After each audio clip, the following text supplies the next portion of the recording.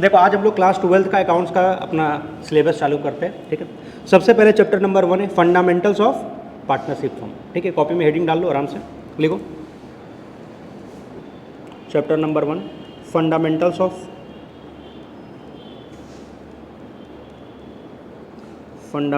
Of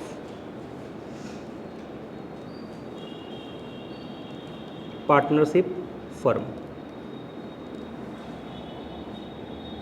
ठीक है। ये चैप्टर तुम्हारा पूरे क्लास 12 का सबसे बड़ा चैप्टर यही है। सबसे ज़्यादा क्लास लगेगा तो वो इसी चैप्टर के अंदर में लगेगा। कम से कम लगभग 18 से 20 क्लास इस चैप्टर के अंदर में लगने वाला है, ठीक है। बाकी चैप्टर में किसी में कम बेसी होगा, लेकिन ये चैप्टर सबसे लंबा है। देखो इस चैप्टर के अंदर में क्या पढ़ना है, एक बार टॉपिक ऊपर डिस्कस करते हैं। पूरा पार्टनरशिप के बारे में हम लोग डिस्कस करेंगे, ठीक है। सबसे पहले मीनिंग एंड डिफिनेशन किस चीज़ का, पार्टनरशिप का। अभी हम लोग डिटेल में पढ़ेंगे, बट एक बार ऊपर बोले तो पार्टनरशिप क्या होता है, जब 2 या 2 से ज़्यादा लोग मिल करके कोई बिजनेस करने का एग्रीमेंट करते कि चल भाई मिल करके बिजनेस करते, और जो भी प्रॉफिट और लॉस होगा उसको आपस में क्या करेंगे, डिवाइड कर लेंगे, डिस्ट्रीब्यूट कर लेंगे, तो उसी को क्या बोलते हैं, पार्टनरशिप। मतलब मिल करके एक्टिविटी कर रहे हो, मिल करके बिजनेस कर रहे हो, उसको क्या बोलते हैं, पार्टनरशिप। तो वो डिस्कस करेंगे। What are the essential features और characteristics of partnership. I think business studies के अंदर में भी हल्का फुल्का पढ़े होगे पार्टनरशिप क्या होता है, उसका फीचर्स क्या होता है, वो डिस्कस करेंगे, ठीक है। पार्टनर्स को क्या राइट्स मिलता है फर्म के अंदर में, वो डिस्कस किया जाएगा। अच्छा, पार्टनरशिप अपने आप तो होता नहीं, एग्रीमेंट करना पड़ता है। 2 लोग आपस में एग्रीमेंट करेंगे ना कि हम लोग मिलकर के बिजनेस करेंगे, आपस में प्रॉफिट और लॉस को डिस्ट्रीब्यूट करेंगे, तो वो जो एग्रीमेंट अगर वो लोग आपस में करते हैं तो वो एग्रीमेंट ओरल भी किया जा सकता है और रिटर्न भी हो सकता है। ओरल भी और रिटर्न भी। ओरल मतलब बोल करके, और रिटर्न मतलब राइटिंग में। तो जो रिटर्न एग्रीमेंट होता है उसको बोलते हैं पार्टनरशिप डीड। तो इसमें क्या रहता है, सारा टर्म्स एंड कंडीशन, पार्टनर्स लोग जो भी अपना टर्म्स एंड कंडीशन डिसाइड करते हैं उसको राइटिंग में ले लेते। क्यों, कल को दिन अगर कोई डिस्प्यूट होगा, पार्टनर्स लोग में आपस में झगड़ा होगा, तो उसका सॉल्यूशन कैसे निकलेगा, राइटिंग में होगा तो होगा ना। कल को दिन पैसा देख करके किसी का भी नीयत बदल जाता है, दोस्ती में दरार आ सकता है, इसलिए बेटर है कि एग्रीमेंट किस में लो, राइटिंग में कर लो, ठीक है। तो ये हो गया पार्टनरशिप डीड। अच्छा, हो सकता है कि मान लीजिए 2 लोग मिलकर के बिजनेस स्टार्ट किए, ठीक है, टर्म्स एंड कंडीशन सब डिसाइड कर लिए, लेकिन ज़रूरी तो नहीं है कि फ्यूचर में क्या क्या हो सकता है वो सारा पॉसिबिलिटी सोच करके आज एक ही बार में डिसाइड हो जाए। हो सकता है कोई बात पर वो लोग डिसीजन नहीं ले पाए हो, एग्रीमेंट नहीं कर पाए हो। जैसे मान लीजिए आपस में इस तरह का कोई एग्रीमेंट ही नहीं हुआ था कि कोई अगर ज़्यादा मेहनत करेगा तो उसको सैलरी मिलेगा फर्म से, ठीक है। तब 2 पार्टनर लोग बिजनेस करने लगे, ठीक है। अब एक पार्टनर ज़्यादा मेहनत करता था, ठीक है, तो एट द एंड वो जाकर के क्या बोला कि यार हम तो ज़्यादा मेहनत किए ना, ज़्यादा एफर्ट लगाया दुकान में, तो हमको फर्म से क्या मिलना चाहिए, सैलरी मिलना चाहिए। तो अब बाकी दूसरा पार्टनर क्या बोलेगा, भाई ऐसा तो कोई हम लोग का बात हुआ नहीं था, कि ऐसा तो कुछ एग्रीमेंट में नहीं था, तो फिर तो झगड़ा होगा।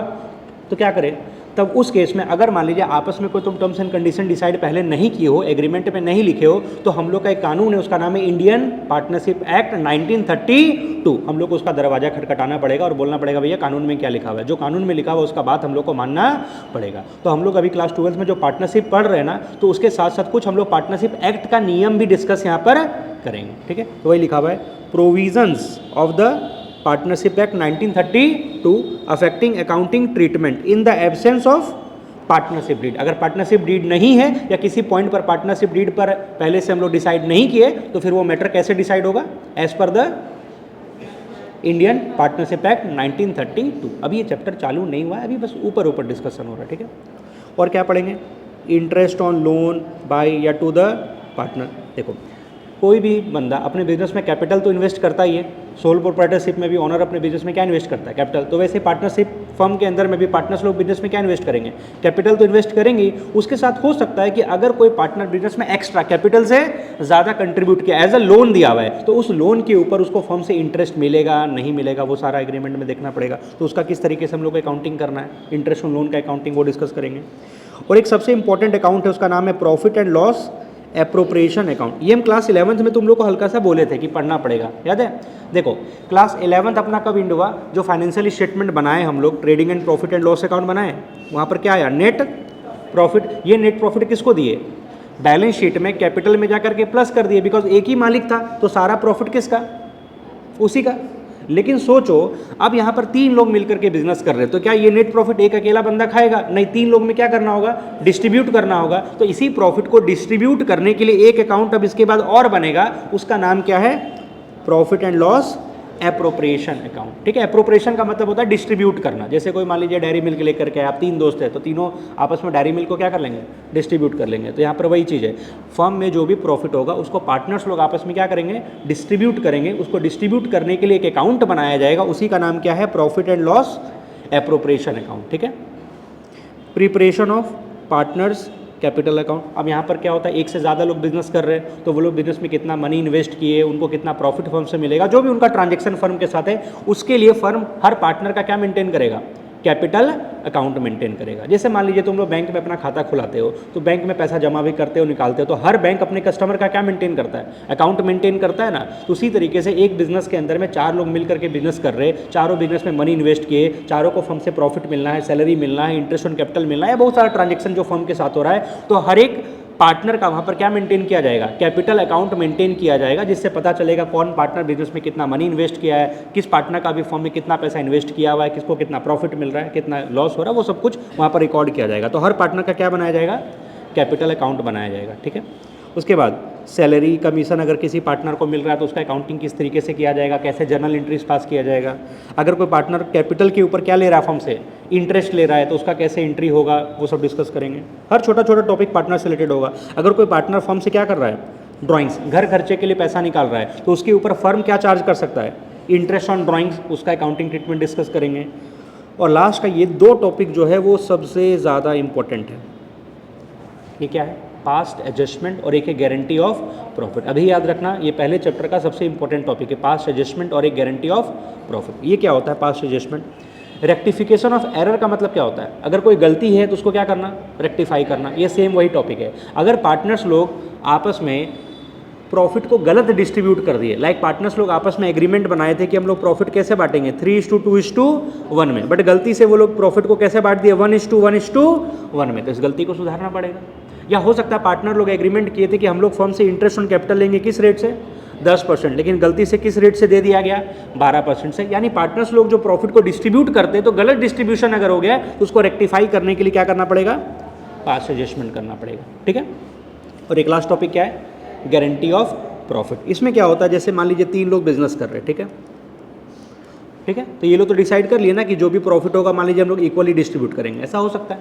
लेकिन हो सकता है कि एक पर्टिकुलर पार्टनर को हम लोग गारंटी दे दिए फर्म में, पता है क्या, कि देखो कम से कम तो तुमको बिजनेस में कितना प्रॉफिट मिलेगा, 30,000। अगर 30,000 से कम आ रहा है ना, तो हम लोग अपने जेब से काट करके देंगे। किसी को हो सकता है गारंटी दे दिया गया कि तुमको कम से कम कितना मिलेगा, 30,000। अच्छा, अगर तुमको ज़्यादा तुम्हारा हिस्सा बन रहा है तो तुमको ज़्यादा मिलेगा, लेकिन कम से कम तो कितना देंगे, 30,000। तो अगर मान लीजिए किसी साल बिजनेस में ज़्यादा प्रॉफिट नहीं कमा पाए, तो इसको तो बेचारे को कम मिल रहा था, तो फिर ये लोग दोनों मिल करके क्या करेंगे, कंपनसेट करेंगे अपने जेब से, और उसको कितना देंगे, 30,000 देंगे। तो ये सब हम लोग पढ़ेंगे। तो ऊपर ऊपर समझ में आया हल्का फुल्का। आखिर इस चैप्टर के अंदर में क्या पढ़ने को मिलेगा, पार्टनर्स लोग आपस में प्रॉफिट कैसे डिस्ट्रीब्यूट करेंगे, सैलरी का ट्रीटमेंट करेंगे, इंटरेस्ट ऑन कैपिटल का ट्रीटमेंट करना सीखेंगे, इंटरेस्ट ऑन ड्राइंग का कैलकुलेशन करना सीखेंगे। तो यही सारा टॉपिक को पढ़ते पढ़ते 18 से 20 क्लास लग जाएगा, क्योंकि तुमको ये देखने में जो छोटा छोटा सा टॉपिक लग रहा होगा, जैसे इंटरेस्ट ऑन पार्टनर्स ड्राइंग, इसी को पढ़ने में 2 से 3 क्लास लग जाता है। क्लास 11th में तो हल्का हल्का जिक्र होता था, 2-2 मिनट के अंदर में पढ़ करके निकल लेते थे। यहाँ पर उसका एक एक समझो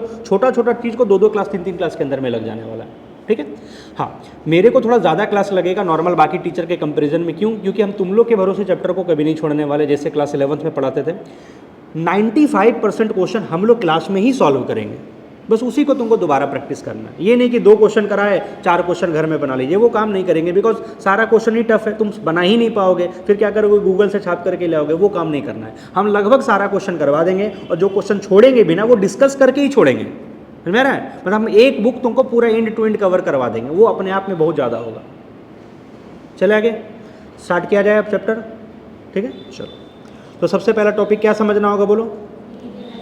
ये पूरा बुक ही एक्चुअली पार्टनरशिप का ही हम लोग को पढ़ना। तो सबसे पहले क्या मतलब समझ लो, व्हाट इज पार्टनरशिप। ऊपर ऊपर तो देखो हर बच्चे को पता, सर चलिए ना आगे बढ़िए ना, पार्टनरशिप का मतलब पता, लेकिन अभी हम बताना चालू करेंगे तो तुम बोलोगे बाप रे सर ऐसा भी होता है, मतलब बहुत कुछ हम बताने वाले हैं, ठीक है। स्टार्ट किया जाए।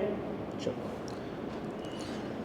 Meaning and definition of partnership, ठीक है। तो यहाँ से हम लोग का स्टार्ट होता है अब सिलेबस। बोलो, पार्टनरशिप इज डिफाइंड। जब हम लिखने बोलेंगे तभी लिखना, अभी आराम से सुनो मेरा बात, ठीक है। बोलो, पार्टनरशिप इज डिफाइंड, कहाँ डिफाइन किया गया है, इंडियन पार्टनरशिप एक्ट 1932, ये कानून बार बार आते रहेगा, ठीक है। इंडियन पार्टनरशिप एक्ट 1932 के अंदर में बताया गया कि वाकई में पार्टनरशिप का मतलब क्या होता है, क्योंकि हो सकता है कि एक आम आदमी पार्टनरशिप का मतलब क्या समझे कि यार कोई भी दो लोग मिलकर के आपस में बिजनेस कर रहे हो, प्रॉफिट वगैरह बांट रहे होंगे तो उनके बीच में पार्टनरशिप होगा, बट ज़रूरी नहीं है। जब लॉ के अंदर में देखेंगे एक्चुअली में पार्टनरशिप का क्या मतलब है, तो उसी के हिसाब से हम लोग को चलना पड़ेगा, ठीक है। तो देखो पार्टनरशिप एक्ट का सेक्शन कौन सा है, 4। सेक्शन याद करने का कोई ज़रूरत नहीं, बट ठीक है अगर पढ़ रहे तो थोड़ा अच्छा से पढ़ लेते, रटने का कोई ज़रूरत नहीं है। तो इंडियन पार्टनरशिप एक्ट 1932 के सेक्शन 4 में लिखा हुआ है, क्या लिखा हुआ है, पार्टनरशिप इज़ द रिलेशन, किनके बीच में, पर्सन्स, लोगों के बीच में, हु हैव, आपस में क्या करेंगे, एग्रीमेंट करेंगे, agreed to share the profits of a business carried on by all or any of them acting for all. पहले आसान भाषा में तो मतलब वही, दो या दो से ज़्यादा लोग मिलकर के आपस में बिजनेस करने का एग्रीमेंट करते हैं और जो भी प्रॉफिट और लॉस होगा उसको आपस में क्या करेंगे, डिस्ट्रीब्यूट करेंगे। अब वही बात यहाँ पर भी लिखा हुआ है, बट उसको डिटेल में समझना चालू करते हैं। पार्टनरशिप क्या, it is the relation between persons. चलो पर्सन्स के बारे में डिस्कशन करते हैं। पार्टनरशिप किसके बीच में हो सकता है, क्या लिखा हुआ है, किसके बीच में हो सकता है, पर्सन्स के बीच में। तो कौन है पर्सन, जैसे एग्जाम्पल ये दोनों इंडिविजुअल है, चाहे लड़का हो लड़की को चलेगा, मान लीजिए राम है ये श्याम है, क्या ये दोनों आपस में पार्टनरशिप कर सकता है, बोलो सर। अभी तो अगर ज़्यादा कुछ नहीं अगर आप बताएं तो हाँ सर कर सकता है, लेकिन अगर हम ये बोल दें कि ये जो है ये 16 साल का है, कितने ईयर का है, 16 ईयर का, आप बोलो नहीं कर सकता है, क्योंकि ये क्या है, ये क्या है, माइनर है, तो माइनर के साथ पार्टनरशिप नहीं हो सकता। अच्छा दूसरा बात, अगर हम बोले कि चलो ये माइनर नहीं, ये थोड़ा सा पागल है, ये क्या है, कैसा है, अनसाउंड माइंड। अनसाउंड माइंड मतलब जिसका स्क्रू ढीला है, जिसको सही गलत का उतना कुछ समझ नहीं है, तो बताओ वैसे व्यक्ति के साथ तुम पार्टनरशिप करोगे क्या, नहीं। जो अनसाउंड माइंड का उसके साथ भी हम लोग पार्टनरशिप नहीं करेंगे।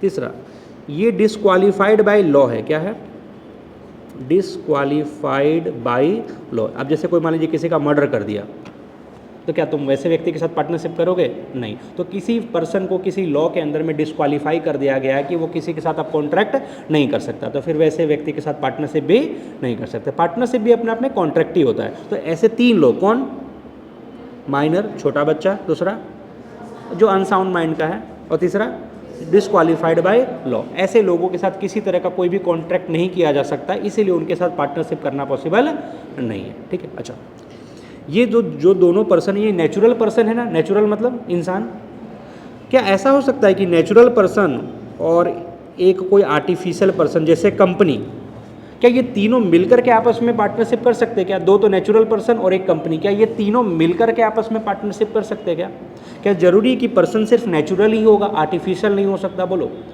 कैसा पर्सन होगा, नेचुरल ही लोगों के बीच में पार्टनरशिप होगा या कोई कंपनी के बीच में भी पार्टनरशिप हो सकता है, तो दोनों चलेगा। पार्टनरशिप किसके बीच में हो सकता है, बोलो किसके बीच में, natural as well as artificial, natural as well as artificial. Artificial का मतलब वो एक लीगल एंटिटी होना चाहिए, जैसे कंपनी को कानून के नज़र में एक लीगल एंटिटी माना जाता है, ठीक है। तो कंपनी के में भी क्या हो सकता है, पार्टनरशिप हो सकता है, ठीक है। अच्छा मिनिमम कितने लोग चाहिए पार्टनरशिप करने के लिए, 2 तो कम से कम चाहिए। क्या खुद के साथ पार्टनरशिप कर लोगे क्या, नहीं। तो कम से कम कितने लोग चाहिए, 2। अच्छा मैक्सिमम कितने लोग, हाँ ये शायद बिजनेस स्टडीज़ में पढ़े होगे इसलिए तुम लोग को पता है, कितने होने चाहिए, 50। तो बताओ मिनिमम 2, मैक्सिमम 50। सर अगर मान लीजिए हम लोग 60 लोग हैं तो फिर सर नहीं, पार्टनरशिप नहीं कर सकते, तुम कंपनी बना लो लेकिन पार्टनरशिप नहीं कर सकते हो। क्लियर है, पर्सन का मतलब clear, minimum 2 maximum 50। Person natural भी हो सकते हैं और आर्टिफिशियल, बट आर्टिफिशियल का मतलब वो एक लीगल एंटिटी होना चाहिए। अच्छा कैसे लोग पार्टनरशिप नहीं कर सकते, 3 लोग, पहला माइनर, अनसाउंड माइंड और डिस्क्वालीफाइड बाय लॉ। क्यों नहीं कर सकते, बिकॉज ये लोग कंपिटेंट नहीं है किसी भी कॉन्ट्रैक्ट को करने के लिए, कंपिटेंट नहीं माने जाते हैं। ये कहाँ बताया गया, ये इंडियन पार्टनरशिप एक्ट में नहीं बताया गया, ये बताया गया है इंडियन कॉन्ट्रैक्ट एक्ट में। ये सब बात नोट्स में लिखा हुआ है, घबराने का कोई जरूरत नहीं है। ये कहाँ बताया गया है, इंडियन कॉन्ट्रैक्ट एक्ट 1972। अभी एक और कानून आ गया सर, दो कानून हो गया। एक अभी इंडियन पार्टनरशिप एक्ट 1932 चल रहा था, अब एक और सुन लिया, कौन सा? Indian contract act 1872। एक्चुअली क्या है ना, इंडियन पार्टनरशिप एक्ट 1932 ये पहले किसका हिस्सा था? इसी का हिस्सा था। किसका? अरे जैसे पाकिस्तान कहाँ से पैदा हुआ? इंडिया से पैदा हुआ ना, मतलब पाकिस्तान पहले किसका हिस्सा था? इंडिया का हिस्सा था ना, वही चीज़ है। तो इंडियन पार्टनरशिप एक्ट 1932 जो है वो पहले किसका हिस्सा था? इंडियन कॉन्ट्रैक्ट एक्ट 1872 का हिस्सा था। लेकिन अब देखा गया कि जब पार्टनरशिप का खुद ही इतना बड़ा कानून है, इतना सारा प्रोविजंस खाली पार्टनरशिप के लिए, तो क्यों ना उसको एक अलग से कानून बना दिया जाए। जैसे होता ना, जब बच्चा धीरे धीरे बड़ा हो जाता है तो वो अपना परिवार से अलग होकर के एक अपना घर बना लेता है, वैसे ही है ये कानून खुद पार्टनरशिप का इतना बड़ा हो गया कि उसको एक अलग से क्या बना दिया गया? एक्ट बना दिया गया। ठीक है, तो इंडियन पार्टनरशिप एक्ट किसका हिस्सा था? पहले इंडियन कॉन्ट्रैक्ट एक्ट का हिस्सा था। तो इसलिए तुम जब भी लॉ वगैरह पढ़ोगे तो वहाँ पर तुमको देखो, पार्टनरशिप भी दो लोगों के बीच में कॉन्ट्रैक्ट ही तो है, दो लोगों के बीच में क्या है? कॉन्ट्रैक्ट है। तो जहाँ पर इंडियन पार्टनरशिप एक्ट में कुछ नहीं लिखा हुआ है तो फिर किसके पास जाना पड़ेगा? इंडियन कॉन्ट्रैक्ट एक्ट 1872 के पास जाना पड़ेगा। बोलो क्लियर है? पर्सन का पूरा कहानी क्लियर हो गया। अब हम तुम लोग से एक सवाल पूछेंगे, आंसर सोच समझ करके देना। क्या राम, श्याम और कंपनी मिल करके पार्टनरशिप कर सकते हैं? हाँ सर, कर सकते, कोई दिक्कत नहीं है। नेचुरल भी हो सकते थे, आर्टिफिशियल भी हो सकते थे, बस ये लोग क्या नहीं होने चाहिए थे? माइनर नहीं होने चाहिए, अनसाउंड माइंड का नहीं होना चाहिए, डिस्क्वालीफाइड बाय लॉ नहीं होना चाहिए। ठीक है, अब जो क्वेश्चन पूछ रहे ध्यान से सुनना। राम, ठीक है, श्याम, और ये खुद में एक पार्टनरशिप फर्म है, इसमें मान लीजिए 2-3 पार्टनर है, ABC, ये खुद में एक पार्टनरशिप फर्म है। क्या है? Partnership firm. ठीक है, तो बताओ, एक पार्टनरशिप फर्म और 2 इंडिविजुअल, क्या ये लोग मिल करके एक और पार्टनरशिप क्रिएट कर सकते हैं? सोचो, बोलो। राम, श्याम और एक पार्टनरशिप फर्म मिल करके क्या एक और पार्टनरशिप बना सकते हैं? बोलो सर, ये दोनों तो नेचुरल है, ये लोग तो नेचुरल है, ये आर्टिफिशियल है। क्या पार्टनरशिप फर्म एक आर्टिफिशियल है?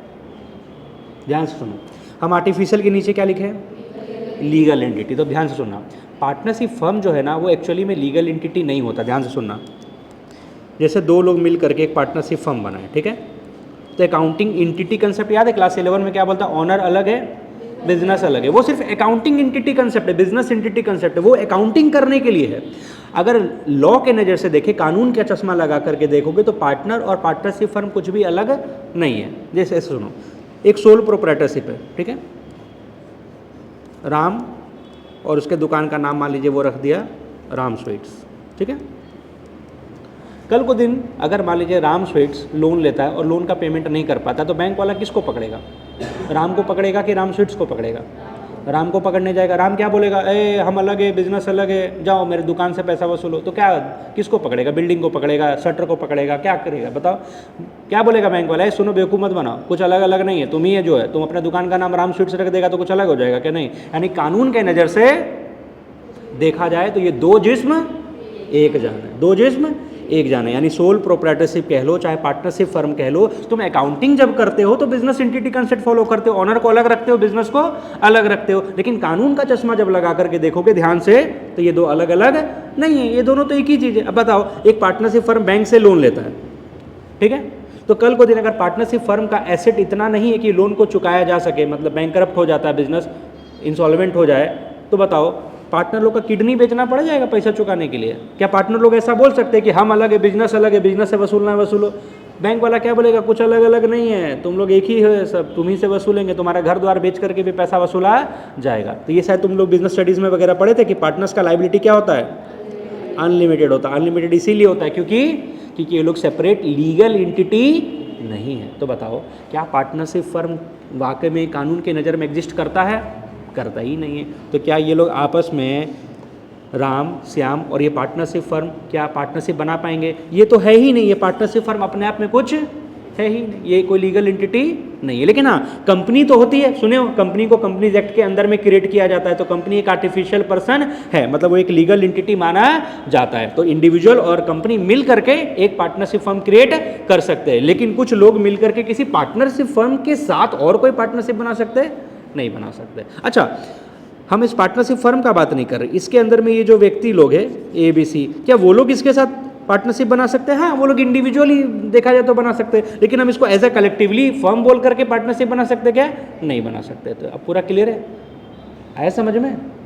ऊपर ऊपर पढ़ना और डिटेल में घुस करके पढ़ने में क्या अंतर है? कोई दिक्कत है? नहीं ना? चलो बोलो, partnership is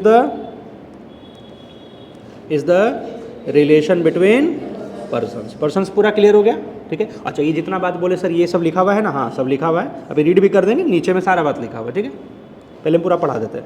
between persons who have agreed, agreed का मतलब आपस में बोलो क्या किए होंगे? एग्रीमेंट किए होंगे ना भाई। क्या अपने आप पार्टनरशिप हो गया होगा राम श्याम में? मान लीजिए राम श्याम हमेशा साथ में रहते तो क्या पार्टनरशिप हो जाएगा? नहीं होगा ना। पार्टनरशिप करने के लिए आपस में एग्रीमेंट करना पड़ेगा, टर्म्स एंड कंडीशन डिसाइड करना पड़ेगा कि चल भाई दोनों मिलकर के चाय का स्टॉल खोलते, तुम 5 लाख रुपया लगाना, हम 5 लाख रुपया लगाएंगे, जो भी दोनों मिलकर मेहनत कर लेंगे, जो भी प्रॉफिट लॉस होगा इक्वली बांट लेंगे। बोलना पड़ेगा ना, चाहे ओरली कर लो चाहे रिटर्न में कर लो, लेकिन अपने आप हो जाएगा क्या? नहीं होगा ना। तो पार्टनरशिप कैसे होगा? एग्रीमेंट करना पड़ेगा, यानी पार्टनरशिप एग्रीमेंट से बनता है, अपने आप नहीं होता है। ठीक है, तो एक लाइन हम बोल ध्यान रखना, partnership is created by agreement not by status. Partnership is created by agreement not by status. Sir ये स्टेटस का क्या चक्कर है? हिंदू अनडिवाइडेड फैमिली सुने होंगे बीएसटी के अंदर में। हिंदू अनडिवाइडेड फैमिली के अंदर में मान लीजिए एक बच्चा पैदा हुआ, तो उस बच्चे को भी अब उस प्रॉपर्टी के अंदर में हिस्सा मिल जाता है ना? क्या उसको किसी के साथ एग्रीमेंट करना पड़ा? क्या नहीं करना पड़ा। उसका स्टेटस के कारण उसको फर्म में क्या मिल जाता है, मतलब फैमिली में क्या मिल जाता है? प्रॉपर्टी में उसका भी शेयर बन जाता है, उसको किसी के साथ कोई एग्रीमेंट करने का जरूरत नहीं है। लेकिन पार्टनरशिप में तो ऐसा नहीं है। अगर मान लीजिए 2 दोस्त मिलकर के पार्टनरशिप कर रहे थे, उसमें से एक का शादी हो गया, तो क्या उसकी वाइफ भी है वो लोग के साथ पार्टनर बन जाएगी क्या? नहीं, उसके साथ भी एग्रीमेंट करना पड़ेगा, मतलब टर्म्स एंड कंडीशन डिसाइड करके कि उसको पार्टनर बनाना है, नहीं तो अपने आप क्या पार्टनर बन जाएगा? नहीं, किसी के स्टेटस से कोई पार्टनर्स नहीं बन सकता है। ठीक है, तो एग्रीमेंट होना जरूरी है। अच्छा, एग्रीमेंट करेंगे to share the profits of a business. अच्छा, अब ये फोकस करो, वर्ड क्या लिखा हुआ है? बिजनेस। बिजनेस का मतलब कोई भी काम कर रहे हो पैसा कमाने के लिए, कोई भी एक्टिविटी कर रहे हो, हाँ लीगल होना चाहिए, अनलॉफुल नहीं। ये नहीं कि किडनैपिंग का बिजनेस चालू कर दो, 4 दोस्त मिलकर के किडनैपिंग का स्टार्ट कर दो, नहीं, लॉफुल होना चाहिए। ठीक है। अच्छा, बिजनेस मतलब प्रॉफिट कमाने के लिए होना चाहिए, यानी कि तुम सोशल पर्पस के लिए, चैरिटेबल पर्पस के लिए पार्टनरशिप नहीं कर सकते हो। जैसे 2 दोस्त मिलकर के सोचेगा चल हम लोग दोनों मिलकर के समाज सेवा करेंगे, है ना, गरीबों को खाना खिलाएंगे, गरीब बच्चों को पढ़ाएंगे, ये सब चलने वाला नहीं है। पार्टनरशिप सिर्फ किस लिए किया जाएगा? बिजनेस करने के लिए किया जाएगा। अच्छा, तुम चाहो तो कंपनी बना सकते हो। कंपनी का लॉ कहता है कि तुम अगर चैरिटेबल पर्पस के लिए काम करना चाहते हो तो कंपनी फॉर्म कर सकते हो, सेक्शन 8 कंपनी उसको बोला जाता है, लेकिन पार्टनरशिप अलाउड नहीं है। तो पार्टनरशिप हमेशा किसके लिए होगा? बिजनेस के लिए। ये जो छोटा छोटा बात बोल रहे हैं ना, ये ध्यान से समझो, तुमको रटना नहीं है, तुमको ऑब्जेक्टिव क्वेश्चन में आ सकता है। ठीक है, तो एक बात अच्छा, अगर तुम समझदार हो तो तुम ध्यान से सुनो मेरे बात को, हर बात को। तुमको ऑब्जेक्टिव के लिए रटना तो है नहीं, बस समझना है। ऑप्शन आ जाएगा कि बताओ 2 लोग मिलकर के पार्टनरशिप करना चाहते हैं, नीचे 4 ऑब्जेक्टिव दे देगा, तो टिक मार देना कि हाँ किस लिए होगा? बिजनेस के लिए होगा, चैरिटेबल पर्पस के लिए नहीं होगा। ठीक है। अच्छा, तो वो लोग एग्रीमेंट करेंगे कि हम लोग क्या करेंगे? बिजनेस करेंगे, और उस बिजनेस का जो भी प्रॉफिट होगा उसको क्या करेंगे? शेयर कर लेंगे। ठीक है। अब सुनो ध्यान से, मान लीजिए ये लोग आपस में एग्रीमेंट किए कि हम लोग बिजनेस कर लेंगे। ठीक है, 3 लोग थे, A, B, C, और जो भी प्रॉफिट होगा उसको बांटेंगे। अब सुनो ध्यान से, मान लीजिए ये लोग बोले कि देखो प्रॉफिट होगा ना तो हम तीनों में बटेगा। ठीक है, और अगर लॉस होगा तो ये दोनों बोलता हम लोग लॉस झेलेंगे, इसको लॉस नहीं देंगे। क्या ऐसा एग्रीमेंट हो सकता है क्या? बोलो क्या ये लोग ऐसा एग्रीमेंट कर सकते हैं कि प्रॉफिट तो चलो तीनों में बट जाएगा, लॉस के लिए इसको छोड़ देंगे? मतलब दूध भात सुने, जब गेम खेलते तो किसी छोटे बच्चे को दूध भात रख देते हैं, वैसे ही मतलब इसका दूध भात रख सकते क्या? अभी हाँ ना मत बोलना, आप सिचुएशन दे रहे। एक तो पहला केस ही है। ठीक है, अब दूसरा केस, क्या ऐसा कर देते कि प्रॉफिट होगा तो ये लोग दोनों लेंगे, इसको नहीं देंगे, लेकिन लॉस होगा तो ये भी झेलेगा और ये भी झेलेगा? क्या ऐसा हो सकता है? मतलब क्या इतना बड़ा ये चोमू है क्या? मतलब लॉस झेलने के लिए तैयार है, बोलता हमको प्रॉफिट नहीं चाहिए। पागल है क्या? तो मेहनत करोगे प्रॉफिट ही नहीं लोगे, तो ये तो अलाउड नहीं है। लेकिन ऊपर वाला केस अलाउड है। इसका मतलब प्रॉफिट का बंटना, ध्यान सुनो, क्या है? प्रॉफिट का बंटना एसेंशियल है। तुम किसी को प्रॉफिट अगर नहीं दे रहे हो उसका मतलब वो फिर पार्टनर नहीं है, प्रॉफिट देना पड़ेगा। हाँ, तुम चाहो तो किसी को किससे इग्नोर कर सकते हो? लॉस से। एग्रीमेंट हो सकता है, जैसे ये कोई इसके पास कोई खास ऐसा क्या है स्किल है, या खास ऐसा कोई क्या है टैलेंट है, जिसका फर्म को ज़रूरत है, तो बाकी लोग दो बोले अच्छा ठीक है ठीक है ठीक है, हम लोग रिस्क लेते हैं, लॉस होगा तो हम लोग झेलेंगे, तुमको लॉस का टेंशन नहीं लेना। तो ऐसा हो सकता है। तो ये एग्रीमेंट हो सकता है कि लॉस सबको झेलना ना पड़े, उसमें से किसी को हटाया जा सकता है, लेकिन प्रॉफिट का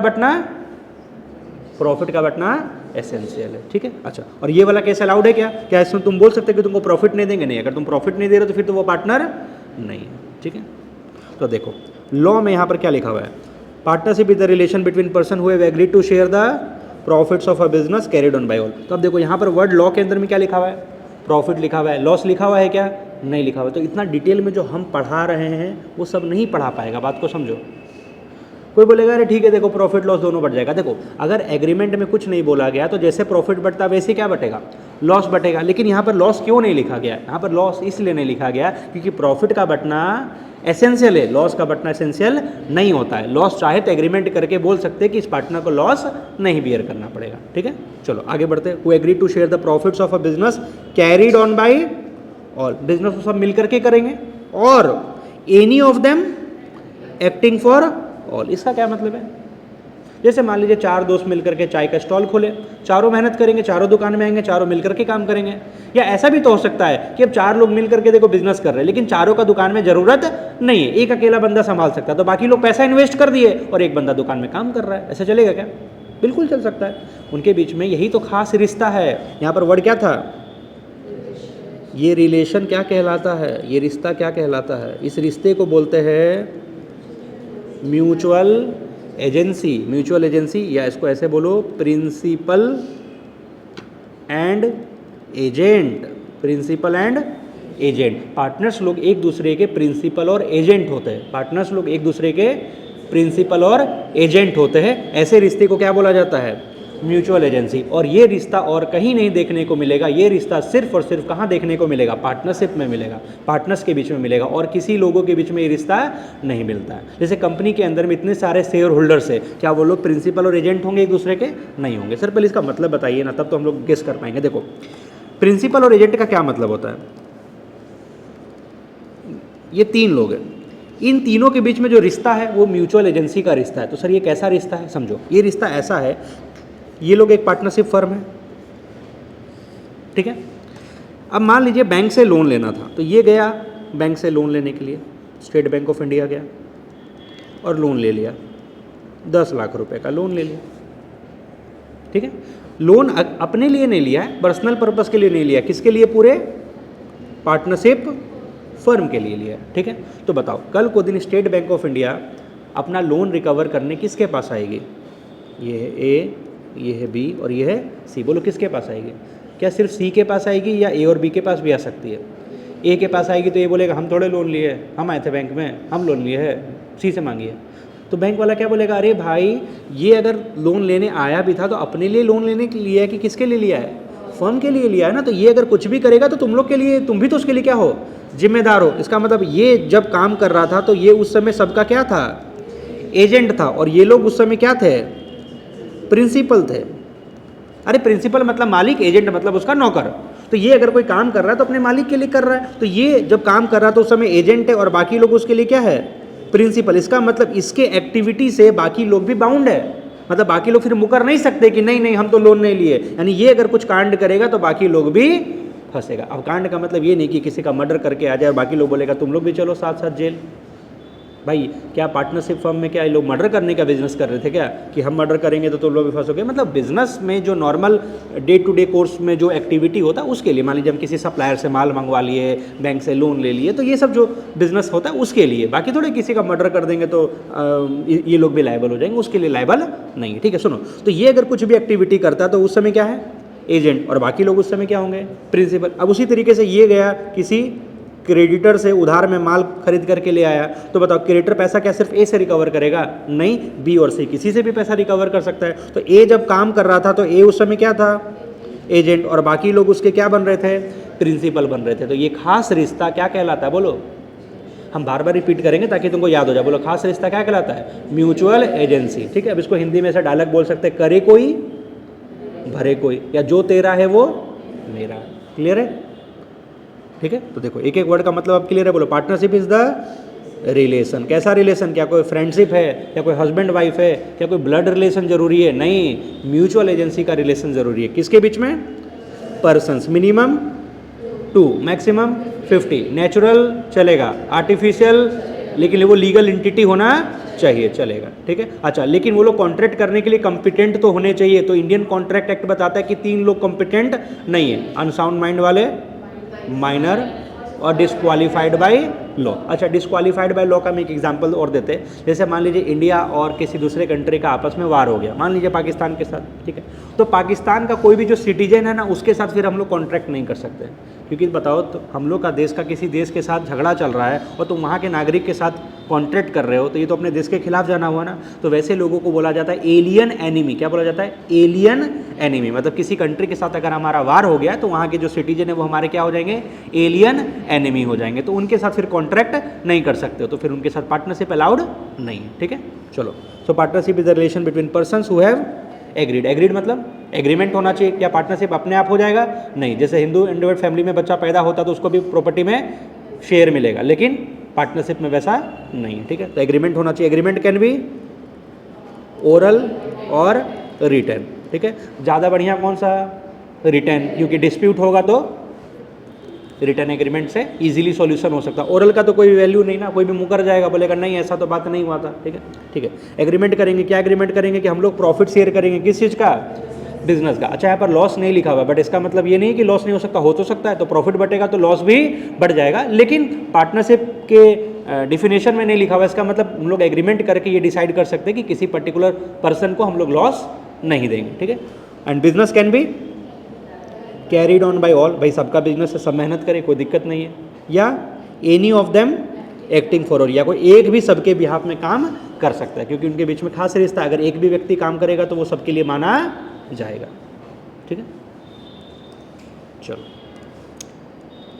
the persons who have entered into a partnership with one another individually are called partners. कर ये सब बात बोलने का जरूरत नहीं, तो बोलते बोलते अपने समझ में आ गया। उन लोग को क्या बोला जाता है? पार्टनर्स बोला जाता है। जैसे ए बी सी मिल करके एक चाय का स्टॉल खोल लिए तो वो लोग क्या है? पार्टनर्स। अच्छा, कलेक्टिवली ए बी और सी को क्या बोलेंगे? फर्म। क्या बोलेंगे? फर्म। देन कलेक्टिवली उनको क्या बोलते हैं? फर्म, मतलब एक partnership firm. But individually partner. जिस नाम के अंदर वो लोग अपना बिजनेस चला रहे हैं वो फर्म का नेम हो जाएगा। जैसे ज़रूरी है, जैसे मान लीजिए ए बी और सी 3 दोस्त है, तीनों मिलकर के एक बिजनेस स्टार्ट किए, तो बिजनेस का एक नाम रख देंगे। जरूरी है, एक बिजनेस का नाम रख देंगे, लोग उसे पहचानेंगे। जैसे लोग अपने नाम से भी रख सकते हैं A B C and associates, ऐसे करके कुछ नाम रख देंगे, ठीक है। जैसे चार्टर्ड अकाउंटेंट लोग जनरली फर्म बनाते हैं, तो वो लोग इस तरीके से नाम रख देते हैं। मान लीजिए 3 दोस्त है, तीनों चार्टर्ड अकाउंटेंट है और वो लोग एक फर्म स्टार्ट करना चाहता है, तो बेसिकली क्या करते हैं ना, जो सीए लोग हैं वो लोग अपने नाम का जो पहला अल्फ़ाबेट होता है, जैसे मान लीजिए 2 दोस्त है, ठीक है। अब जैसे हम अपना एग्जाम्पल ले सकते हैं, मेरा नाम हो गया चंदन अग्रवाल और मेरे भैया का नाम है मनीष अग्रवाल। तो हम लोग बीच में एक बार बनाए थे, अपना फर्म खोले थे, तो हम लोग अपना नाम रखे थे फर्म का CM एंड एसोसिएट्स। तो इस तरीके से हम लोग अपना नाम रख दिए। तो बेसिकली ये लोग ऐसे ही करते हैं, अपना नाम से रख देते हैं, उसे रिकॉग्नाइज भी हो जाता है, पहचान लेते हैं लोग, ठीक है।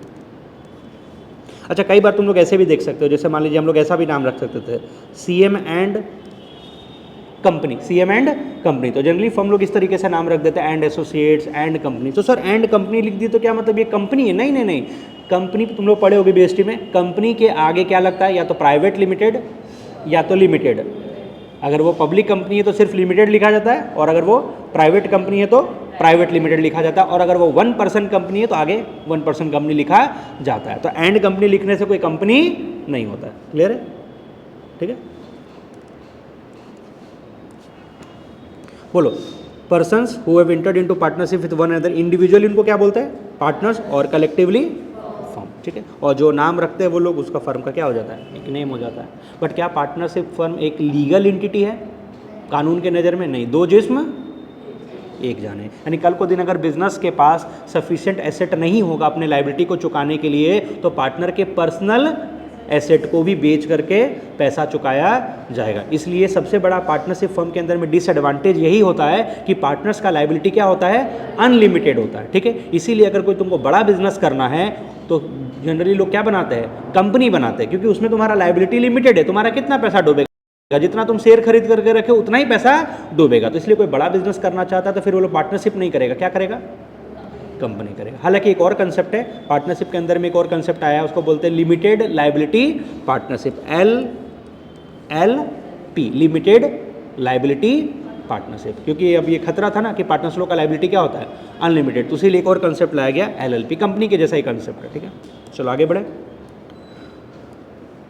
तो वही लिखा हुआ है पार्टनरशिप का नेचर। तो दो नज़र से देखना है, एक अकाउंट्स के नज़र से और एक लीगल। तो अकाउंट्स के नज़र से तो सब जगह सेम कंसेप्ट होता है, ऑनर अलग है, बिजनेस अलग है। लेकिन जब कानून के नज़र से देखोगे तो फिर अलग अलग कंसेप्ट है। जैसे सोल प्रोप्राइटरशिप को भी दो जिस्म एक जान माना जाता है, पार्टनरशिप फर्म को भी दो जिस्म एक जान माना जाता है। चलो, पार्टनरशिप फ्रॉम कौन से पॉइंट ऑफ व्यू से, legal view point, is not a separate legal entity from its partner since firm का जो डेप्ट है, मतलब फर्म का जो लायबिलिटी है, are payable from the personal asset of the partner if the firm is unable to repay its liability. अगर firm अपने liability को नहीं चुका पाएगा तो पार्टनर के पर्सनल एसेट को भी बेच करके पैसा चुकाया जाएगा। इसलिए पार्टनर को हमेशा टेंशन रहता है, साला कब किडनी बेचना पड़ जाएगा।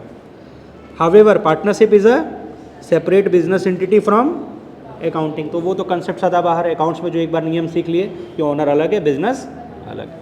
चले आगे।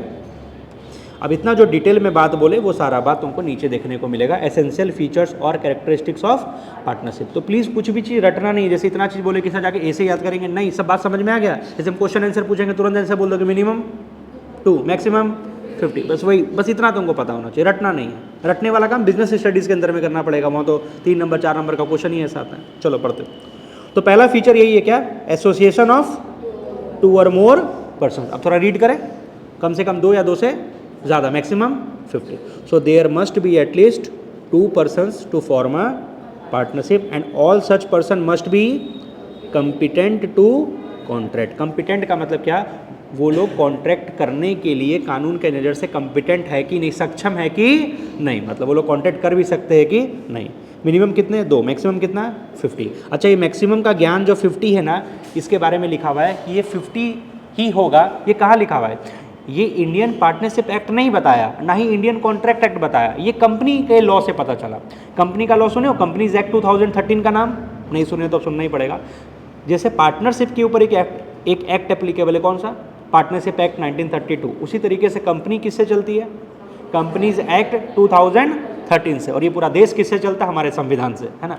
तो सुनो, कंपनीज एक्ट 2013 में लिखा हुआ है कि कोई भी ग्रुप ऑफ पर्सन या एसोसिएशन ऑफ पर्सन अगर 50 से ज़्यादा है और वो लोग बिजनेस करना चाहते हैं तो उनको कंपनी बनाना पड़ेगा, नहीं तो उनको इलीगल मान लिया जाएगा।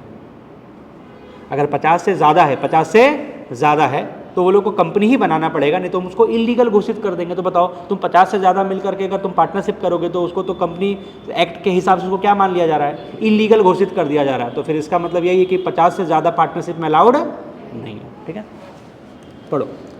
The partnership act 1932 does not prescribe the maximum number of partners in a firm. जैसे ये भी तो एक ऑब्जेक्टिव क्वेश्चन आ सकता है कि बताओ मैक्सिमम नंबर ऑफ पार्टनर 50 होगा, ये किसके हिसाब से बता रहे, नीचे 4 ऑप्शन डाल देगा, Indian partnership act 1932, Indian contract act 1872, companies act 2013 और ऐसा कुछ। तुम तो कंफ्यूज कर जाओगे, और जो बच्चा पढ़ के नहीं गया क्या मारेगा, इंडियन पार्टनरशिप एक्ट 1932। ठीक है, तो बताओ कहाँ लिखा हुआ है, कंपनीज एक्ट 2013। सेक्शन वगैरह कुछ नहीं याद करना, सेक्शन 464 ये पावर देता है हमारी सेंट्रल गवर्नमेंट को कि वो प्रिस्क्राइब कर सकती है number of partner in a firm subject to maximum कितना, 100। सर यहाँ तो 100 लिखा हुआ नहीं, ये हमारी सेंट्रल गवर्नमेंट को पावर है कि वो मैक्सिमम नंबर ऑफ पार्टनर कितना रख सकती है, 100। बट अभी के सिचुएशन के हिसाब से ये कितना रखा गया है, 50 ही रखा गया, कल को दिन इसको बढ़ाया जा सकता है। ठीक है, so the central government has prescribed maximum number of partner in a firm कितना, 50।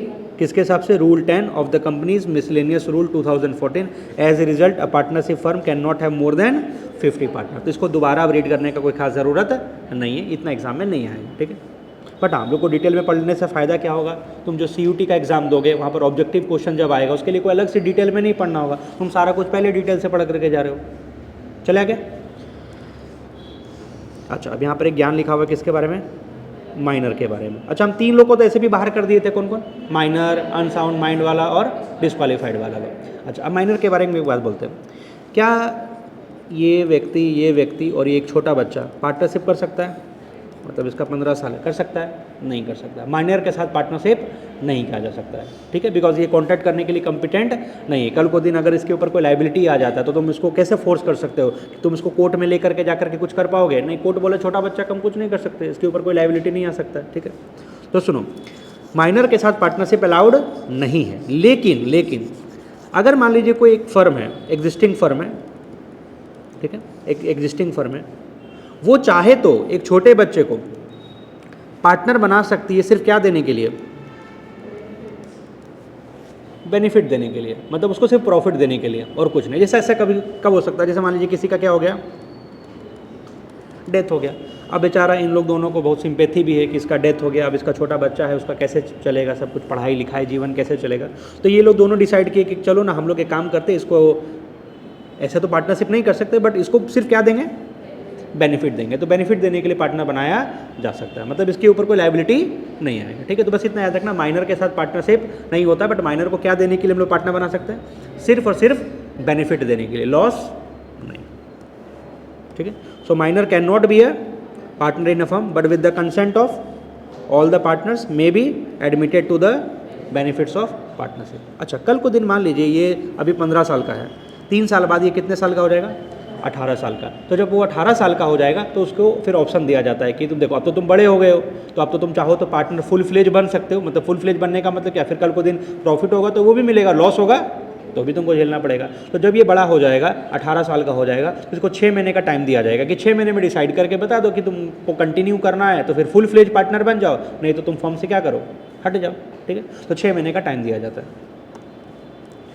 सो a minor partner on becoming major should या तो एक्सेप्ट कर ले या तो रिफ्यूज़ कर दे पार्टनरशिप इन द फर्म, कब तक, within 6 month. If he she does not, अच्छा वो डिसाइड ही नहीं किया, कुछ भी नहीं बोला 6 महीने तक, ना हाँ बोला ना, तो उसको फिर पार्टनर मान लिया जाएगा। क्या मान लिया जाएगा, वो चुप है, कुछ डिसाइड ही नहीं कर रहा, हाँ ना कुछ भी नहीं बोल रहा, तो मान लेंगे कि वो क्या बन गया है, पार्टनर बन गया। So if he she does not so decide, he she become liable for all the action since he become, ठीक है। हालांकि ये भी बहुत ज़्यादा डिटेल है, इससे भी उतना ज़्यादा क्वेश्चन एग्जाम में नहीं आता, हल्का हल्का सुन लिए, समझ में आ रहा है। छोटा बच्चा जब मेजर होगा तो उसको ऑप्शन दिया जाएगा, या तो कंटिन्यू करो या तो निकल लो। चलो, दूसरा एसेंशियल फीचर क्या है, एग्रीमेंट भी जरूरी है कि अपने आप पार्टनरशिप होगा, नहीं, वो तो हिंदू अनडिवाइडेड फैमिली में होता है, ऐसा नहीं। Partnership is created by agreement and not by status. So agreement can be written or oral. जो रिटन एग्रीमेंट होता है अमंग द पार्टनर उसको क्या बोलते हैं, पार्टनरशिप डीड। बस इसी तरीके से पढ़ो, ऑब्जेक्टिव टाइप से पढ़ो, रटना नहीं है, ठीक है। रिटन एग्रीमेंट को क्या बोलेंगे, पार्टनरशिप डीड। तो डीड के अंदर में रहेगा क्या, टर्म्स एंड कंडीशंस, भाई सब कुछ डिसाइड करेंगे, बिजनेस कब से चालू हो रहा है, बिजनेस कैसा है, पार्टनर का नाम क्या है, एड्रेस क्या है, कौन बिजनेस में कितना पैसा लगाएगा, बैंक अकाउंट किसके नाम पर होगा, सब नियम कानून लिख देंगे, बोलो, ठीक है। थर्ड, बिजनेस होना चाहिए। क्या चैरिटेबल पर्पस के लिए पार्टनरशिप होता है, नहीं, होता ही नहीं है। A partnership is establish for a business and the term business include, business का मतलब कोई भी ट्रेड, मतलब माल खरीदना बेचना, या कोई भी ऑक्यूपेशन या कोई प्रोफेशन। सिंपल आसान भाषा में, कोई भी प्रॉफिट कमाने के लिए तुम काम कर रहे हो, लॉफुल होना चाहिए, अनलॉफुल तो नहीं होना चाहिए, ठीक है। नीचे कुछ केस स्टडी टाइप का क्वेश्चन, ध्यान से सुनना। मान लीजिए ये शर्मा जी है, ठीक है, इसका 2 बेटा है, ठीक है। शर्मा जी के पास बहुत प्रॉपर्टी है। अब शर्मा जी का हो जाता है डेथ, तो शर्मा जी का प्रॉपर्टी इन लोग को मिल गया। अब ये लोग दोनों ऐसे नालायक था, कुछ नहीं किया, वो जो प्रॉपर्टी था उसको किराए पर लगा दिया और उसका क्या आता है, रेंट, और उस रेंट को ये लोग आपस में क्या कर लेता है, बांट लेता है, बस यही करता है। क्या ये लोग पार्टनर बन गया, क्या ये लोग कोई बिजनेस कर रहा है, क्या नहीं, सिंपली एक प्रॉपर्टी है जिसका ये लोग दोनों मालिक है, रेंट आ रहा है, बांट रहा है। क्या ये लोग कोई बिजनेस कर रहा है, कोई बिजनेस नहीं कर रहा है, ठीक है। दूसरी बात, इनको लोग के बीच में ऐसे भी क्या कोई म्यूचुअल एजेंसी का रिलेशनशिप होगा, नहीं। क्या ये कोई अगर एक्टिविटी करता तो क्या उसके लिए जिम्मेदार होगा, नहीं, क्योंकि ये लोग कोई बिजनेस नहीं कर रहा है।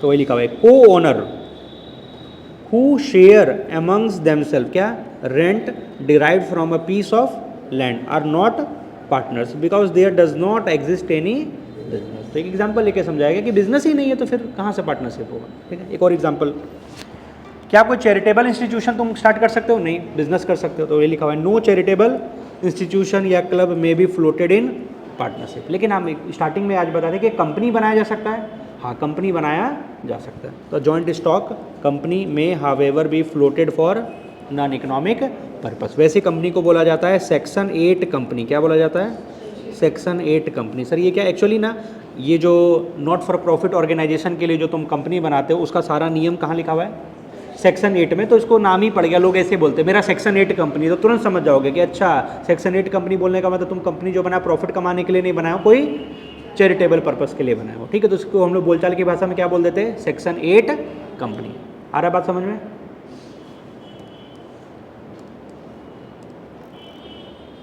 अच्छा, वो लोग आपस में क्या करेंगे, एग्रीमेंट करते हैं, एग्रीमेंट तो करते हैं और ये भी करते हैं, एग्रीमेंट क्या चीज़ करेंगे, प्रॉफिट को शेयर करेंगे। अच्छा, लॉस कुछ नहीं बोला गया तो लॉस भी बटेगा, प्रॉफिट बटेगा तो लॉस भी बटेगा, लेकिन लॉस के लिए चाहे तो वो लोग एक अलग से क्या एग्रीमेंट कर सकते हैं कि एक पर्टिकुलर पार्टनर को हम लोग लॉस नहीं देंगे, जैसे माइनर को तो लॉस नहीं ना झेलना पड़ता, ठीक है। बोलो, the sharing of profit is essential feature of partnership, यानी प्रॉफिट का देखो बटना एसेंशियल है। जैसे हम यहाँ पर एग्जाम्पल लेके समझाए थे, ये वाला बताया था ना, जैसे यहाँ पर ये तीनों में क्या डिसाइड हुआ कि देखो प्रॉफिट होगा तो ये लोग दोनों लेंगे, इसको नहीं देंगे, लेकिन लॉस तीनों बटेगा, ये चलेगा क्या, नहीं। प्रॉफिट का बटना क्या है, एसेंशियल है, प्रॉफिट तो देना ही पड़ेगा, अगर तुम प्रॉफिट किसी को नहीं दे रहे हो तो फिर वो पार्टनर है ही नहीं, ठीक है। तो पहला case, profit is essential, the sharing of profit is essential feature of partnership, there can be no partnership where only one of the partner is entitled to the whole of the profit of the business. ऐसा नहीं हो सकता है कि एक ही partner सारा profit खाएगा, भाई सब में बटेगा, भले कम बेसी बटेगा लेकिन सब में बटेगा। अच्छा, partner must agree to share the profit in any manner they choose, कैसे भी डिसाइड कर सकते हैं, जैसे ऐसे हो सकता है कि लोग बांटेंगे 3:2:1 के रेशो में, या 1:1 के रेशो में, या 5:3, अरे जैसे बांटना है बांटो, वो तो तुम अपना बिजनेस में पैसा इन्वेस्ट किए हो, टाइम इन्वेस्ट किए हो, अपना एफर्ट लगा रहे हो, तो वो तुम अपना मन से बांटो, कौन कितना हिस्सा लेगा, लेकिन मिलना जरूरी, सबको मिलेगा, भले थोड़ा ही मिले लेकिन मिलेगा, जो जितना मेहनत कर रहा, जो जितना पैसा इन्वेस्ट कर रहा उसके हिसाब से डिसाइड कर लो। अच्छा, अगर नहीं डिसाइड किया तो तब तो 1 साल के बाद झगड़ा होगा ना, ये बोलेगा हम ज़्यादा लेंगे, वो बोलेगा हम ज़्यादा लेंगे, तब किसके पास जाएंगे, इंडियन पार्टनरशिप एक्ट 1932, बोलेंगे बताइए क्या लिखा हुआ भैया, तो बोलेगा देखो अगर पार्टनर्स लोग में तुम लोग में आपस में कोई एग्रीमेंट नहीं किए थे, चुपचाप से जो भी प्रॉफिट हुआ चाहे लॉस हुआ बांटो, कैसे, इक्वली, कैसे, इक्वली, ठीक है, ठीक है। तो ये लोग पार्टनर्स लोग चाहे तो in any manner they choose, जैसे मर्जी वैसे डिसाइड करके बांट सकते हैं। अच्छा, but an agreement to share loss is not essential, क्या लॉस को बंटना जरूरी है, नहीं। So it is open to one or more partner to agree to share all the losses, तो हो सकता है 1 या 2 या 3-4 लोग मिल करके सारा लॉस को आपस में बांट ले रहा है। However in the event of losses unless agreed otherwise, अगर ऐसा कुछ और एग्रीमेंट नहीं है, there must be borne in the profit sharing ratio, मतलब जैसे प्रॉफिट बट रहा है वैसे लॉस भी बटेगा, ठीक है। कोई ज़्यादा खास बात नहीं लिखा हुआ, सिंपल, प्रॉफिट का बटना एसेंशियल है बट लॉस का बटना एसेंशियल नहीं है। मेरे मन में एक और क्वेश्चन आ रहा है, ठीक है। मान लीजिए ये 4 लोग हैं, ठीक है, ठीक है, ये लोग प्रॉफिट बांट रहे हैं, 50% प्रॉफिट ये रख रहा है, 30% प्रॉफिट ये रख रहा है, 15% प्रॉफिट कितना हो गया, 50, 30, 80, ऐसे कर देते, 50 ये ले लिया, 20% ये ले लिया, 70, 20% ये लिया, 90 और 10% किसको मिल रहा है, इसको। क्या ये सब पार्टनर्स हैं, बोलो।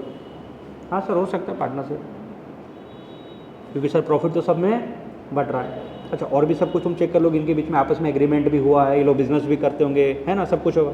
लेकिन अगर हम ये बोल दें कि नहीं, ज़रूरी नहीं है कि तुम सब में प्रॉफिट बांट रहे हो तो वो वाकई में पार्टनर होगा। जैसे हो सकता है कि ये जो बंदा है ना, ये एक्चुअली कोई क्रेडिटर है, जो सप्लायर है, जो लोग उधार में माल सप्लाई करता है, और ये कुछ टर्म्स ऐसा डिसाइड कर दिया कि देख भैया हम तो तभी माल सप्लाई करेंगे जब हमको फर्म से कितना टका प्रॉफिट मिलेगा, 10%। ये एक्चुअली में पार्टनर नहीं है फर्म का, यानी ऐसा नहीं है कि तुम अगर किसी को प्रॉफिट दे रहे हो तो वो वाकई में तुम्हारा क्या हो, पार्टनर हो। तुम प्रॉफिट दे सकते हो, ऐसे किसी के साथ कभी कभी एग्रीमेंट हो जाता है कि उसको इतना परसेंटेज मिलेगा। जैसे मान लीजिए ऐसा कर लिया हम लोग, मान लीजिए 3 लोग था ना, ये 3 लोग बिजनेस कर रहे थे, ठीक है।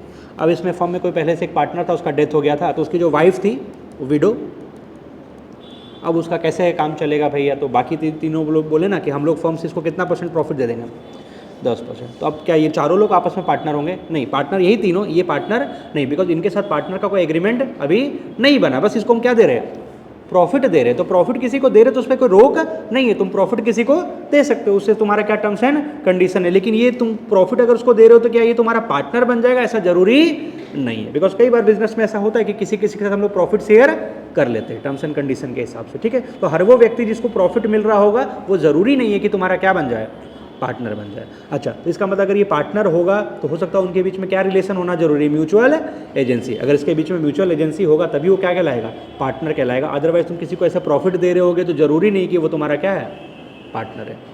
ठीक है। अच्छा, ये सारा बात पता है, ये अकाउंट्स के जैसा नहीं लग रहा होगा सर, ये तो पूरा कानून में घुस गए ना, ये थोड़ा सा क्या लग रहा है, मतलब बहुत ज़्यादा कानून वाला पेच वाला आप बात करें तो हाँ यही है। अब आगे चल करके तुम 12th के बाद पास करके जब जाओगे तो क्या लगता है यही सब चुन्नू मुन्नू जैसा पढ़ोगे, नहीं। जिस तरीके से हम पढ़ा रहे हैं ना उसी लेवल का तुमको आगे पढ़ना है। अगर किसी को सीए करना है तो सिंपल सा बात है, हम जो पढ़ा रहे हैं ना समझो हम सीए के जैसा ही पढ़ा रहे हैं, वही चीज़ है। इसी चीज़ को धीरे धीरे और डिटेल में चल जाएंगे। अब जैसे हम और बहुत ज़्यादा भी चल जाए तो वो भी तुम्हारे उतने काम का नहीं होगा, बिकॉज उतना बोर्ड एग्जाम में आएगा नहीं। तो हम तो ऑलरेडी 12th से एक लेवल ऊपर जा करके ही थोड़ा सा पढ़ा रहे हैं, ताकि तुम 12th के बाद जब तुम सीए फाउंडेशन में जाओगे तो तुमको अटपटा नहीं लगेगा। मेरा कोई भी स्टूडेंट जब फाउंडेशन में जाता तो बोलता सर आप एक्चुअली में वही पढ़ा देते थे जैसा सीए में पढ़ाया जा रहा है। तो भाई हम जो सीए है ही, तो मेरे खून में वो सारा क्वालिटी है, तो हम जो पढ़ाएंगे तो वैसे ही पढ़ाएंगे, नेचुरल हो जाता है। ठीक है, तो हम कुछ भी पढ़ाएंगे तो तुमको 20% एक्स्ट्रा ही पढ़ाने वाले, कम नहीं पढ़ाने वाले। ठीक है, चले आगे। अच्छा, एक फीचर अभी भी बच गया, कौन सा, वही म्यूचुअल एजेंसी बारे। बिजनेस कैन बी, सब मिल करके चलाए, और any of the partners acting for all, इसको क्या बोलते हैं, म्यूचुअल एजेंसी। अच्छा सोचो, मान लीजिए 4 दोस्त मिल करके एक कार खरीदे। ठीक है, 4 दोस्त मिल करके एक कार खरीदे। ठीक है, वो लोग क्या किए, एक ड्राइवर वाले सीट में बैठ गया, एक बगल में बैठ गया और पीछे दोनों बैठ गया। दिन भर घूमे, शाम को आकर के क्या बोले, यार एक भी कस्टमर नहीं मिला। क्यों, गाड़ी में सब कोई पहले से बैठे हुए, गाड़ी खाली है, कस्टमर को कहाँ बैठाओगे। तो business carried on by all, सब मिल करके चला सकते थे, लेकिन ज़रूरत नहीं था। उसमें ऐसा हो सकता था कि 3 दोस्त क्या बोले, हम लोग घर में रहेंगे, भाई तू गाड़ी चला, तब ना 3 सीट खाली रहेगा तो उसमें बैठेंगे। तो वही बात है भाई, बिजनेस सबको ही कर सकते हैं, या कोई एक भी करेगा तो सबके बिहाफ में काम कर सकता है। ठीक है, तो जहाँ ज़रूरत नहीं है, मान लीजिए दुकान में एक ही जन का काम है, तो चारों लोग आकर के दुकान में क्या करेंगे, एक ही बंदा दुकान संभाल ले रहा है। हाँ, अब बोलेगा सर एक ही बंदा वो संभाल रहा है, तो ठीक है, वो अगर एक्स्ट्रा एफर्ट लगा रहा है तो उसके लिए एक्स्ट्रा उसको क्या मिल जाएगा, कुछ सैलरी कमीशन वगैरह मिल जाएगा। ठीक है, so each partner carrying on the business is the principal as well as the agent for all the other partner. Agent क्यों, क्योंकि वो कुछ भी कांड करेगा तो बाकी लोग भी फंसेगा। As an agent he represents other partners and thereby binds them through his act and as a principal, अगर कोई दूसरा व्यक्ति कुछ कांड करेगा तो वो उसके लिए जिम्मेदार हो जाएगा। As a principal he is bound by the act of other partners. So it may be noted that the true test of partnership, true test का मतलब क्या, वाकई में एक एसोसिएशन ऑफ पर्सन पार्टनर्स है या नहीं, मतलब वो ग्रुप ऑफ पर्सन को पार्टनरशिप कहेंगे कि नहीं, उसका असली परख इसी से पता चलता है। किससे, म्यूचुअल एजेंसी। बिकॉज बाकी सारे फीचर्स तो बाकी फॉर्म्स ऑफ ऑर्गेनाइजेशन में भी देखा जाता है कि मान लीजिए लोग बिजनेस कर रहे हो, आपस में एग्रीमेंट वगैरह हो, प्रॉफिट्स वगैरह बांट रहे हो, लेकिन वो लोग वाकई में पार्टनरशिप है कि नहीं, उसके लिए एक चीज़ सबसे ज़्यादा एसेंशियल है, वो क्या है, उनके बीच में जो रिश्ता है वो कैसा होना चाहिए, म्यूचुअल एजेंसी। तो अगर ट्रू टेस्ट ऑफ पार्टनरशिप बोला जाए तो वो क्या है, क्या प्रॉफिट शेयरिंग, नहीं, क्योंकि उसको तो अभी हम रॉन्ग प्रूफ कर दिए ना कि एक व्यक्ति को हम प्रॉफिट दे रहे थे लेकिन वो मेरा पार्टनर नहीं था। तो ट्रू टेस्ट प्रॉफिट बटना नहीं, यहाँ प्रॉफिट बटना एसेंशियल है, बट ट्रू टेस्ट प्रॉफिट बटना नहीं है। ट्रू टेस्ट किससे पता चलता है, म्यूचुअल एजेंसी से। ठीक है, rather than sharing of profit. So if the element of mutual agency is absent then there will be no partnership. Clear है, पढ़ो example, A B and C are partners in A B C associates. Basically firm लोग इसी तरीके से नाम रख लेते हैं, एक पार्टनरशिप फर्म है। If A made certain purchases for the purpose of business from mister X, A कुछ गुड्स खरीदा किससे, मिस्टर एक्स से, then mister X can recover the money किससे, ए से, बी से और सी से, as all the partners are liable for any act done on behalf of the firm. ठीक है, तो हम सबको समझने के लिए कुछ कुछ एग्जाम्पल भी डाल दिए। ठीक है, तो ए अगर मान लीजिए मिस्टर एक्स से कुछ गुड्स खरीदता है तो मिस्टर एक्स अपना पैसा ए से भी रिकवर कर सकता है, बी से भी रिकवर कर सकता है, सी से भी रिकवर कर सकता है, कोई भी मना नहीं करेगा। ठीक है, अच्छा अगर मान लीजिए ए मिस्टर एक्स जो है वो सारा पैसा किससे रिकवर कर लिया, बी से, तो फिर ए और सी अपना अपना हिस्सा उसको कंपनसेट कर देंगे।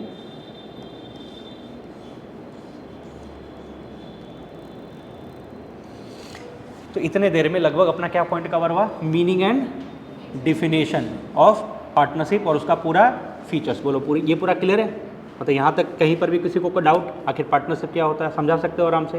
एक बार शॉर्ट में बोलो, what is partnership. As per section 4 of the Indian Partnership Act 1932, partnership is the relation between persons who have agreed to share the profits of a business carried on by all or any of them acting for all. Please रटने का कोई ज़रूरत नहीं, हाँ तुमको रटने का मन है, अपना इंप्रेशन जमाने का मन है तो रटो, अदरवाइज यहाँ पर कोई रटने का ज़रूरत नहीं है, ठीक है। तो क्या क्या फीचर्स था कि 2 लोग होने चाहिए कम से कम, 2 ज़्यादा 50% नेचुरल भी चलेंगे, आर्टिफिशियल, बट आर्टिफिशियल बोलने का मतलब लीगल एंटिटी जिसको कानून के अंदर में एक सेपरेट एंटिटी माना जाता है, जैसे कि कंपनी हो सकती है, ठीक है। अच्छा, और वो लोग जो आपस में कॉन्टैक्ट करेंगे पर्सन्स, वो क्या होने चाहिए, कम्पिटेंट होने चाहिए। तो क्या नहीं हो सकते, माइनर नहीं हो सकते, अनसाउंड माइंड के नहीं हो सकते और डिस्क्वालीफाइड बाय लॉ नहीं हो सकते। अच्छा, माइनर के ऊपर एक बात और बोले कि माइनर को वैसे तो पार्टनर नहीं बनाया जा सकता, बट बेनिफिट देने के लिए पार्टनर बनाया जा सकता है, और जब वो बड़ा हो जाएगा तब वो डिसाइड कर लेगा कि हमको पार्टनर में रहना है या नहीं रहना, ठीक है। अच्छा, वो लोग आपस में एग्रीमेंट करेंगे, एग्रीमेंट ओरल भी चलेगा और रिटर्न भी चलेगा। रिटर्न एग्रीमेंट को क्या बोला जाता है, पार्टनरशिप डीड, जहाँ पर सारा टर्म्स एंड कंडीशंस होगा, ताकि फ्यूचर में कोई डिस्प्यूट होगा तो कैसे डिसाइड कर लेंगे, पार्टनरशिप डीड से। और अगर कोई चीज़ पार्टनरशिप डीड में नहीं लिखा हुआ है तो फिर वो कहाँ, इंडियन पार्टनरशिप एक्ट 1932 से देख लेंगे, ठीक है।